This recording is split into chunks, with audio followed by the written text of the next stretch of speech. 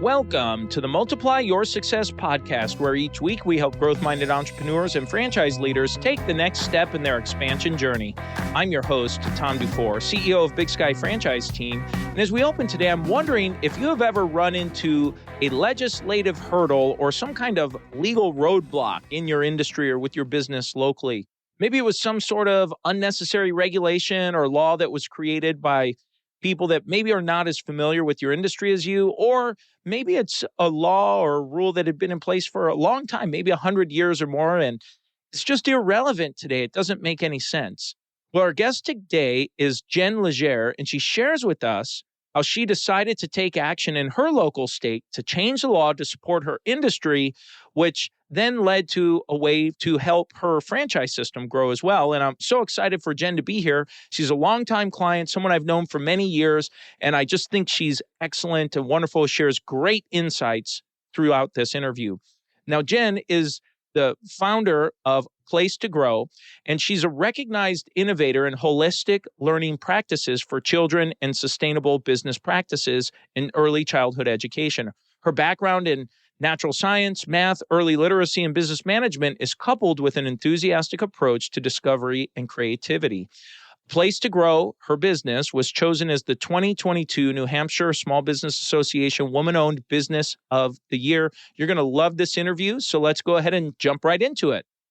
I'm Jennifer Legere, and I own a Place to Grow LLC and APTG LLC in New Hampshire, and we are a childcare franchise. Great. Well, Jen, we've worked together for several years, and I'm so excited to have you on the show to talk about, of course, your business and some of the things you're doing, and really about what you've been able to accomplish on a legislative front as a small business owner in your state. So give us a little overview about your business and what you do. So I own a nature-based childcare center in Brentwood, New Hampshire, and we decided to franchise our company. And in that franchise process, we realized that there were some gaps in the legislation for childcare and its ability to be located in every kind of facility across the state, whether it was family, business, homes, center-based. So we've done a lot of work to make sure that childcare was accessible to everyone in every, space possible in the state. And one of the things that's been so great to be a part of your growth and watch you as you've been growing and developing and building the business, your national expansion is starting, right? It's on its way. It's happening right now, which is amazing. Really what stood out was your interest in going to state legislators to address these childcare deserts, I think is how you describe it. So tell us what a childcare desert is and what that looks like, not only locally, but across the whole country here. So a childcare desert is when for every one childcare space that's available, there's 3 children actually waiting for that particular space. And 46% of the country is within a childcare desert. So what that means is, moms in particular can't return back to work. I mean, it could be either family member, but typically it's moms who are affected by this childcare desert. So women being able to rejoin the workforce and being part of the economy is really stymied by this childcare desert situation. As you are growing a Place to Grow here to try to solve this shortage and to reduce the number of deserts out there, you were running into some obstacles in your state. So talk about what some of those obstacles you noticed that needed to be addressed. Yeah. So when we were licensing our first franchise location, it was a really unique business relationship. So it was a childcare center inside of a business that was actually had affordable housing attached to it. So it was, and we all need affordable housing across the United States. We need childcare. So it was this really amazing opportunity to create this partnership. But because it was technically in a side-by-side apartment where the franchisee would own and have their childcare center next to it, it didn't quite fit into the existing rules that were on the table for childcare. But we knew that it was allowable by building code and fire code regulations. So we needed to actually create a piece of legislation last year to help open this area so that businesses can put small childcare centers inside of, their businesses without it having to be a residence necessarily. So we really have gone beyond just family childcare or your typical, 100, 200 kids in a childcare center to being able to operate these micro centers for less than 12 children that can be used for businesses to, open small childcare centers to help with recruitment and retention on site for their own employees. So it's small, but giant. It's going to empower businesses to be able to take that recruitment and retention piece back and help create these spaces for their employees. So when you noticed this challenge, because as you described, your business model, it's a little different, it's a little unique. It's not 100 or 200 student or child facility. It's smaller, it's micro. And because of that, it can now go into lots of different non-traditional type spaces. What were some of those steps and things that you did as you went to start working on addressing that? So we knew that funding was a huge issue for, people who are interested in childcare. We're typically teachers. So we have incredible hearts and a passion for teaching, but very tiny bank accounts. So, which is fine. So we wanted to create a flexible and agile business model that was approachable for potential franchisees and educators, capitalize on the benefits of being able to work from home, it's huge, from a tax incentive, perspective, and talk to your accountant first before you make that decision. But it really created an opportunity for you to, have a small childcare center in your home for 6 kids, all the way to, 100 or 200 kids if your facility, could do that. And you had the cash flow to be able to support that. So we really saw when we first launched as a franchise, I had this vision of creating, 100 of us, 50 to 100 students. But the reality became really different because we started looking at the economics of it and, ability to find funding, and decided smaller was better and much more agile. And it was easier to find spaces. So, people could use their homes a little bit more, and businesses after COVID had tons of open space available because half of their workforce is still working from home, or they decided to change their business model entirely. So it's going to allow us to kind of capitalize on some open spaces in commercial markets. Talk through with us the process when you started addressing this at the state level and having to go through the state Congress and getting a bill put together and going through this whole iteration. And every state I know has their own little nuances. Generally speaking, there will be similar processes to it. So I'd love for you to talk through what that looked like for you from when you started and going through that. It was a really unique process. I think I came at it from a different perspective than you would normally see, like in the legislative process, because I was a business owner who saw a problem and I knew how to fix it. So I really worked with childcare licensing in our fire marshal's office and building inspectors to kind of craft a plan for how to write, this particular piece of legislation. But I did all of that myself as a business owner and pulled all these people together to write this and draft this. We even had to go out and find a senator that would be willing to sponsor our bill. And we were very fortunate. I mean, Senator Coca is amazing. She was definitely the right fit for this. She's a mom, she's an entrepreneur herself, she's an attorney, she's a legislator, she feels the childcare crisis. So finding the person to sponsor your bill is a huge deal because it's not always a good fit. And then I had to figure out how to market my bill, which is weird and different. I mean, you market your business all day long, but all of a sudden you have to market your bill to legislators and, help seek co-sponsors and things like that. So I got good at Canva. I got better about making cold calls to senators that I never in a million years envisioned I would be making to kind of, get people talking about this and really, get them excited about where this legislation could go. So it was definitely a different kind of process. So my next bill this year is happening in a much more traditional, sponsored by the legislators way. So for that first bill, from the time you started the process until it actually went all the way through, how long did that end up taking? So it was about 2 years. So the first draft of the bill was entered into legislation very late the first year, and it was tabled. They really wanted to hold on to it so that we could explore in more detail with the fire marshal's office, building inspectors, and put a cross-functional group together to make sure it wasn't going to have any, issues, like you change something and it impacts something else. So they wanted to make sure we had time to cross all those T's and dot those I's to make sure it was a solid plan. So we had a few word changes over the course of a year, not significant. So the first year it was tabled, the second year it was reopened in the Senate. That's another choice you have to make. Do you want a bill to start in the Senate versus the House in New Hampshire?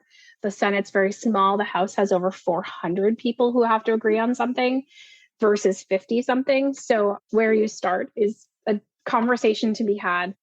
One of the reasons I wanted you to share this story and talk about it is really just how one small business in a state can make an impact. You're a great testament to the power of the entrepreneur and the small business owner. You're a great problem solver, right? I've always found that entrepreneurs are great problem solvers. And at times, sometimes it seems passing legislation and laws, like you described, it took 2 years for this whole process to ensue, but it got done. You worked through it to make it get done. And now it's able to help not only your business, but to really help the whole community of early childcare needs in the state and being able to help others as well that might go into business.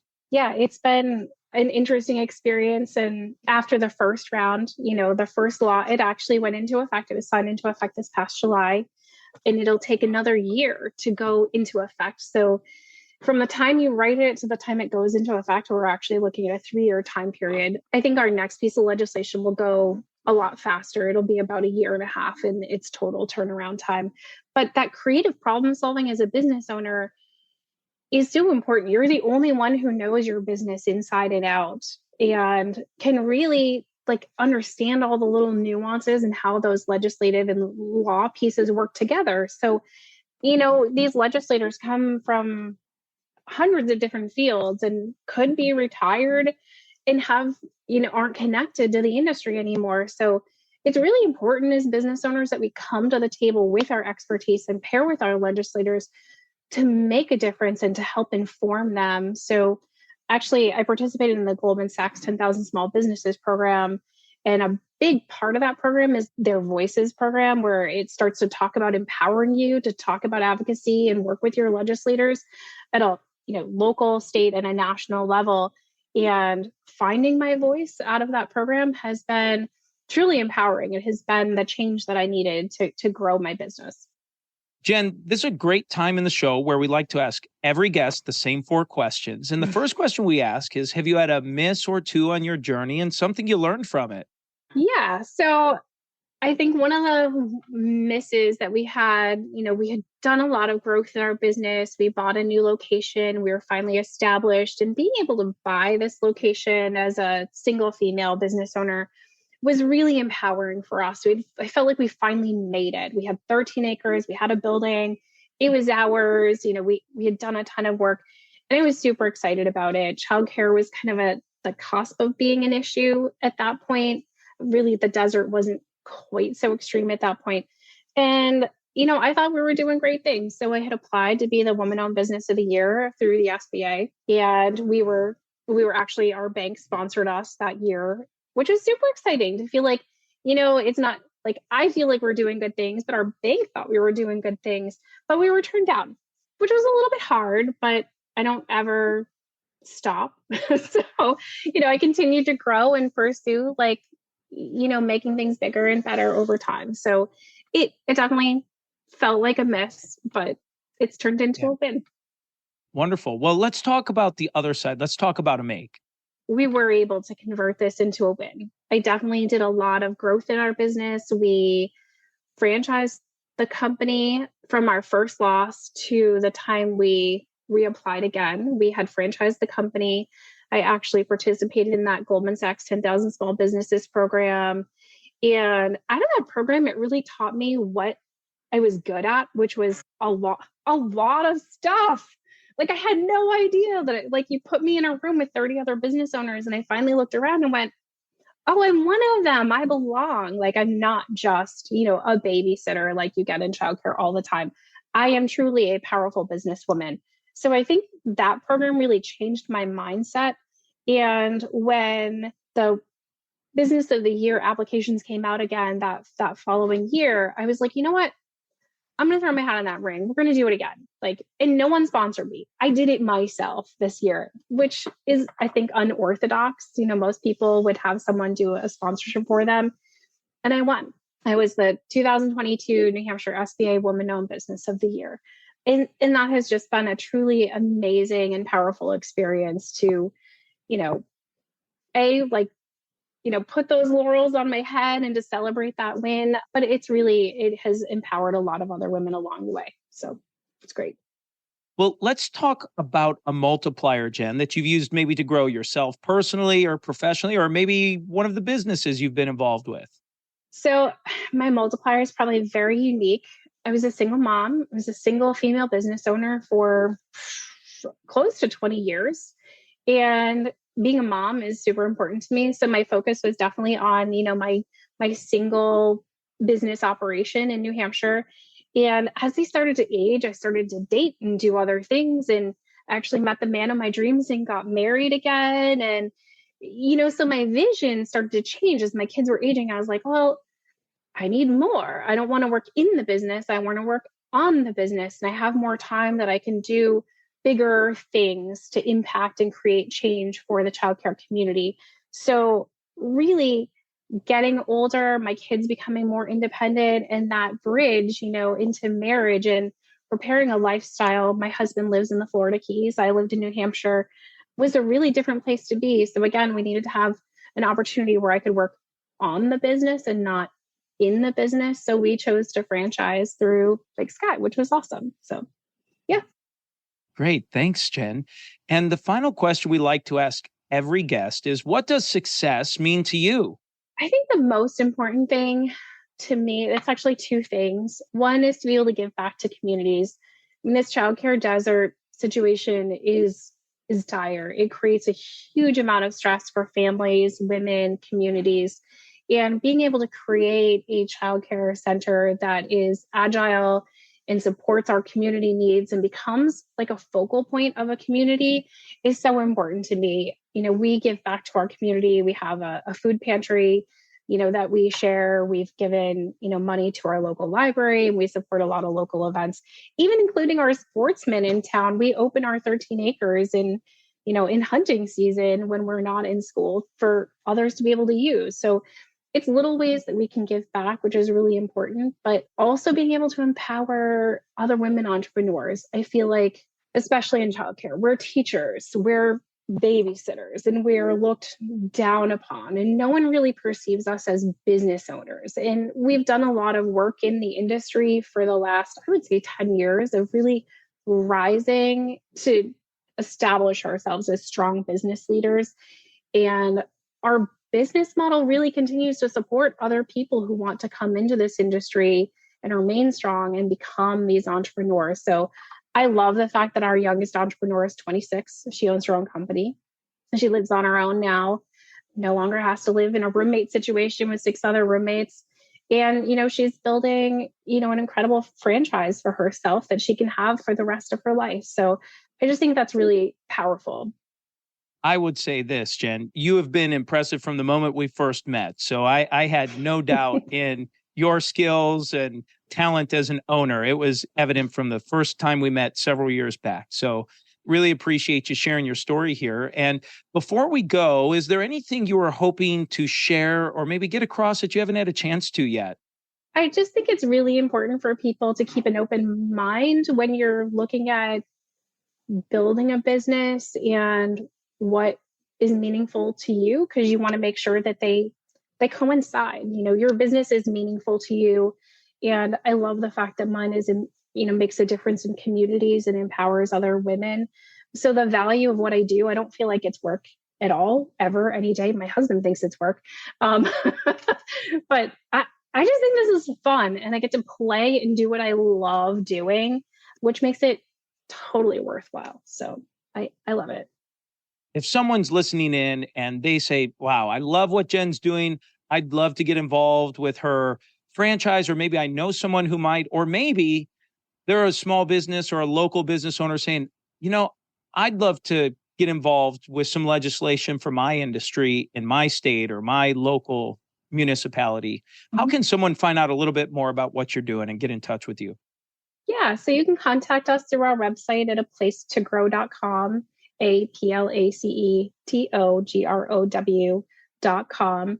It's the easiest way to reach us. There's contact us is on there. All of our social media platforms are there and phone numbers, all of that. But, we'd love to help anyone. Are you from a different business? You want to introduce legislation? Fine.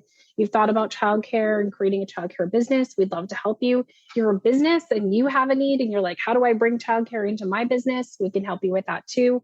We're actually doing it's almost like a staffing agency. We're doing a lot of pairing of businesses with potential franchisees to help them work together collaboratively, which is not something I thought I'd be doing, but it's turned into a really unique and interesting kind of pathway, just following this trail. Jen, thank you so much for a fantastic interview. And let's go ahead and jump into today's 3 key takeaways. So takeaway number 1 is when Jen noticed a problem in her state and community of opening up these micro childcare centers, she took action, trying to figure out a way to work with legislators to create and change some rules and laws at the state to make it easier to open up childcare centers for these micro centers with less than 12 kids. Takeaway number 2 is how she described what she ended up doing in helping get this legislation passed. And she had to pull together all of these resources. So step 1 was getting a senator or a legislator involved to help sponsor it. Then she had to help market the bill to other legislators so that they knew what it was about. And she said that whole process took about 2 years from start to finish, from the time the idea started moving until the bill was passed. And now it's another year before it will go into effect. So it'll be effectively about 3 years start to finish. So a long process, but ultimately with a really great outcome. Now, with this being created and this law being changed, it creates an opportunity for her industry where she's able to create more micro childcare centers and allow for other people to help fill that void to open up these childcare centers in their homes now. And takeaway number 3 is when she described some of her multipliers that she's used in growing her business. And one is just being able to grow and with some of these awards and recognition she had. For example, the SBA Woman-Owned Business of the Year in New Hampshire, which is a great recognition. And then franchising with Big Sky and helping her through that. And I've had the great fortune of knowing and working with Jen for several years now. And she's absolutely fantastic in all of my dealings with her. And now it's time for today's win-win. So today's win-win is really thinking about being creative. And I think that that's really something that stands out in my time working with Jen and just in what she did to address this problem that she identified in her industry that really needed to be addressed that led her to taking action legislatively with the local legislators. And so I think it's important to think that, as she had said, to keep an open mind on your business and see what might be possible or how you might be able to make an impact. So by making this change to open up these micro childcare centers that can open up in home and other non-traditional locations, it also provides an opportunity for her to find franchisees that might want to join with her system in these micro childcare type locations. So I think that's a great example of a win-win. It's a win for the parents and the children. It's a win for the state. It's a win for her franchise system and the potential franchisees coming in as well. So it's just a win all around. So that's the episode today, folks. Please make sure you subscribe to the podcast and to give us a review. And remember, if you or anyone you know might be ready to franchise their business or take their franchise company to the next level, please connect with us at BigSkyFranchiseTeam.com. Thanks for tuning in, and we look forward to having you back next week.